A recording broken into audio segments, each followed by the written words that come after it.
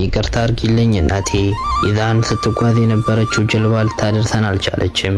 ማዕበሉ ከብዷት ወደ ግራና ወደ ቀኝ እየተንገዳገደች ነው። እንድሞት እንኳን ፍላጎት አልነበረኝም። ካሰብኩት ደርሼ ልደውልልሽ እንጂ የኔን መርዶ ልትሰሚ አስቤው አላውቅም እናቴ። ባህር ግን ጨካኝ ነው። ላደርግልሽ ያሰብኩት ሳላደርግልሽ ባህሩ ሊውጠኝ ነው።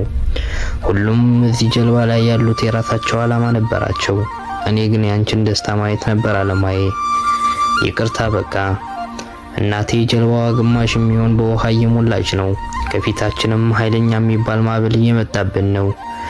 ሁላችንም ተስፋ ቆርጠን ወደ ፈጣሪያችን እየተጸጸትን ነው። መርዶ የኔ ሲነገርሽ አደራሽን እናቴ፣ ካለ ህመምሽ ህመም ላይ እንዳትወድቂ። አንድ ጊዜ እድሌ ጠማማ ሆኖ ባህር ላይ ቀርቻለሁ። አጠገቤ ያሉት ሁሉም ወደ ፈጣሪያቸው እየተማጸኑ ነው። በቃ ቻው በይ እናቴ፣ በእኔ እንዳታዝኝ። አንዴ ሄጃለሁ፣ ከኔ ኋላም እንዳይከፋሽ እናቴ። ሁሉም እንዳሰብነው አልሆነም። ያሰብነው ብዙ ነበር። ሆኖም ግን ተስፋ እንዳትቆርጭ እናቴ፣ ይቅር በይኝ። በሚኪ ዶባ